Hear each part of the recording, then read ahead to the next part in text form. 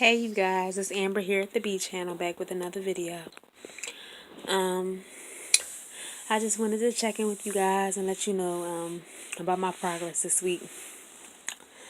Kind of had a little bit of a setback because I gained 5 pounds like in the last month.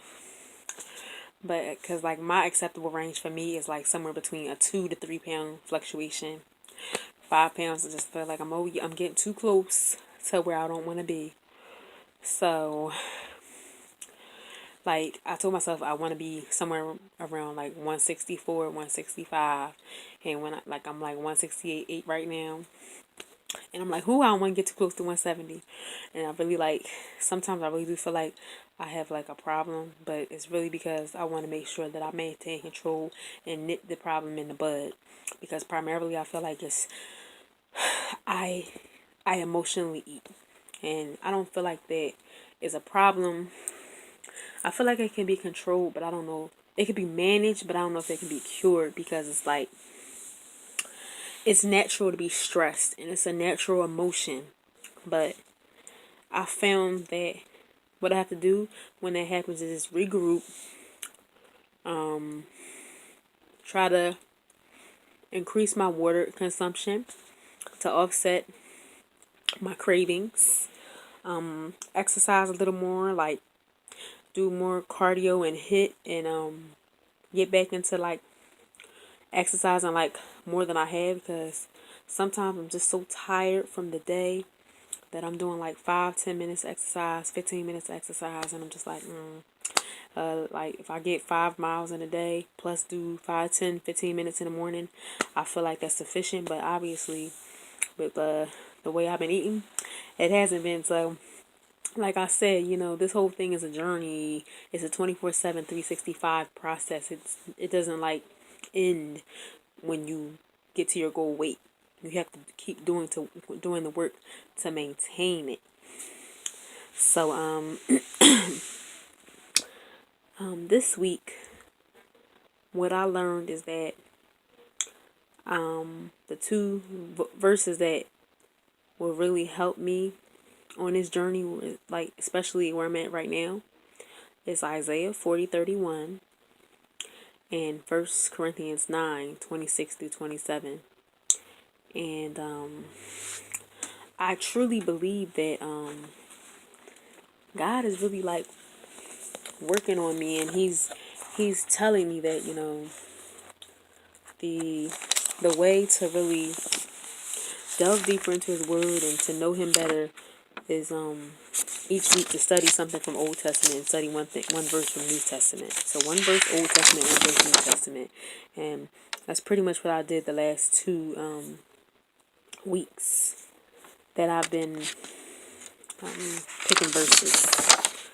So this week's verse is Isaiah 40:31 NASB. That's the New American Standard Bible. And it says, "Yet those who wait for the Lord will gain new strength. They will mount up with wings like eagles. They will run and not get tired. They will walk and not become weary." So I really like that, and I always write down each week my interpretation of what I think the verse means. So to me, this verse means that when you wait, that means that you're operating in expectancy. Waiting on God, in this case, means trusting Him, being confident that He will re-energize you, mind, body, heart, and spirit, to continue walking with Him day by day and to continue living your best life no matter what your current circumstances look or feel like. So that's what I got from that verse. And I definitely feel like I need to be renewed daily. And the second verse I picked was 1 Corinthians 9:26-27 from the International Standard Versions, what I will be reading from. And I really had a hard time like with this one, y'all, like picking a verse, like a translation, because there was like so many good ones, but I just wanted the right mix of the first and the second verse because they were so different. Like, there were so many different ways that you can really, like, phrase it. It's amazing how many choices there are. But I really like this one. This is one of the ones I like the best. It says,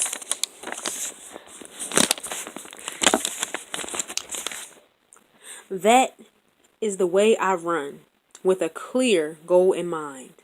That is the way I fight. Not like someone shadowboxing. No, I keep on disciplining my body, making it serve me, so that after I have preached to others, I myself will not somehow be disqualified. And I find that really powerful, because some of them say, I make my body a slave. I rough it up. I hit myself with blows. I bring my body into submission, or I enslave my body, or I'm a slave to myself, or I'm the sternest master of myself. There was so many different interpretations. Or I run with purpose in every step. Or I run with a clear goal in mind and purpose in every step. And it was just so many different ways you can say it. But any way you spin it, my interpretation of this verse is, like, what I think it means is that after everything, after it was all said and done, after thinking about it over recent days, thinking about this verse before I even picked it, it was really stirring in my mind a lot. And I realized that it's less about being an athlete physically and more about being an athlete emotionally, spiritually, and mentally. But the analogy is very solid. Just as in the physical realm, we must discipline and train and keep goals in mind to motivate us. It's the same way with our hearts, our spirits, and our minds. We must exercise these parts of us too on a daily basis, lest we lose out on what God has to offer us on earth and in eternity. So, for me, that means that if you don't take the time and be diligent and exercise your mind, exercise your heart, exercise your body, exercise your spirit, if everything's not in alignment, if you're not in harmony holistically, it's hard to achieve things that you want to achieve in life if you're not on the same page on all aspects. If you're not in alignment, if you're not in agreement, if all of you is not in agreement, because a lot of times your mind can want one thing, but your heart wants another. Your spirit's saying something else, is broken down. Your body physically, you're broken down. You're tired. But if you're constantly telling yourself positive things, and you'll feel better, and your spirit will be lighter, and physically it will manifest. So that's what I think I'm learning, is that life is not about a reality. There is no reality. There's only perception. It's what we perceive. So what you perceive is what is really going to manifest itself. So you need to really be clear and take control over your beliefs and the things that you're thinking, and the things that you're saying to yourself, and the things you say to others as well, because it will manifest in your life. That's the fruit that you will bear, as we talked about last week. So I just really feel like this is a season where I have to really take control. Like, I have to get my body into submission. I have to make my body serve me. And that means that I can't overeat just because I'm feeling a certain way. I have to figure out what the root of the issue is emotionally and mentally. Distract myself and occupy myself and try to fortify my mind, and find another way to gratify that desire that's really being not being gratified. So that's really the problem. When you think about it, when you're eating, you're overeating, you're trying to fill a void. And really the void that I'm trying to fill is something that only Jesus can fill, and knowing God can fill, and having a calm and undisturbed mind. As I learned in my verse earlier this week, it was saying that in Proverbs 14:30, a calm and undisturbed mind and heart are the life and the health of the body, but envy, jealousy, and wrath are like rottenness to the bones. So when your mind is not is not calm, and you're like you're in a state of unease, it really does not, it really doesn't help. So you have to really like get everything in alignment. And for different people that looks different. For me, that looks like quiet time in the mornings, spiritually, mentally, taking gratitude to really get it on paper and see the things that are right in my life. Emotionally, just positive affirmations, and spending time with the people I love, and connecting with people socially.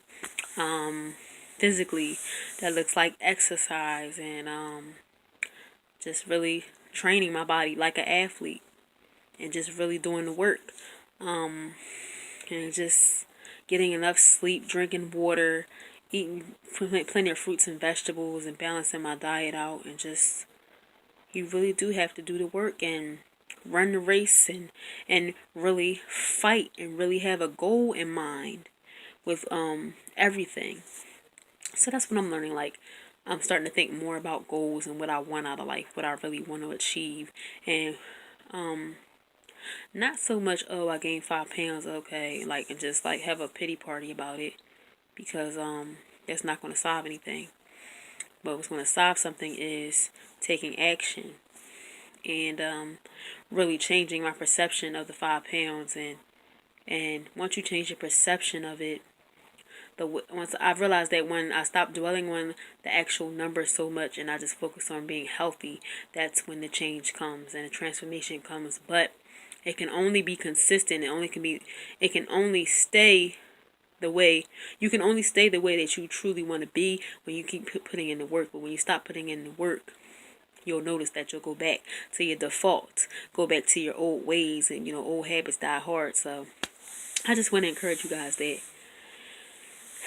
weight loss is not a one-time journey. There's not a gimmick. You don't just like stay there by some there's no magic trick where you just stay where you want to be. You have to actually put in that work and just keep going for it day after day, and just stay encouraged in your spirit. Stay encouraged. Keep speaking life to yourself. Keep doing your positive affirmations. Keep staying connected with the outside world, even if it's just social media. Get support groups involved, and you just really reach out more than you reach in, and just stay connected. Keep working out, keep moving, keep drinking water, eliminate all the junk out of your diet. Just eat real foods, and I feel like that's what matters the most, because when you're healthy, it really will manifest emotionally and mentally, and physically. You'll feel better, and it really is an overall better feeling. But I mean, everybody has trials, but it's really about how you handle the trials, and it's really about learning to get your soul, like learning to control your soul when you go through certain things, because it's easy to get down on yourself and just get lost in it. But God is a God of justice, and you can come out of anything. And He is a God of redemption. And whatever was meant for evil, God will turn it around for your good. As it says in Genesis 50:20 with the story of Joseph. As it says in Romans 8:28. All things are working together for our good. And, we just have to believe and receive that. Each and every day we have to keep on doing the work, and speaking life to ourselves, and not negativity, and just really just trying to confess by faith the things that we want to see, and who we want to be, and how we're going to get there. So that's what I'm trying to work on in my life. Just kind of having that little midlife crisis moment, trying to grow, trying to not just go through things, but grow through things. So I hope in some small part this helped you, and I really hope that these videos are helpful, and that I'm blessing you, that I'm edifying you, that I am encouraging you as I intend to do. And you can find me on Anchor. I have podcasts on Anchor. You can also find me on Blogger at B Channel. You can find me on Twitter at B Channel 27. So for more encouraging content, you can go there as well. And I hope to see you again soon. Thanks for tuning in this week. Thank you for subscribing. And please subscribe if you have not already. Tell a friend, tell a cousin, tell anybody who will listen. Please. I really appreciate your support. And peace. Peace and blessings. Bye bye until next week.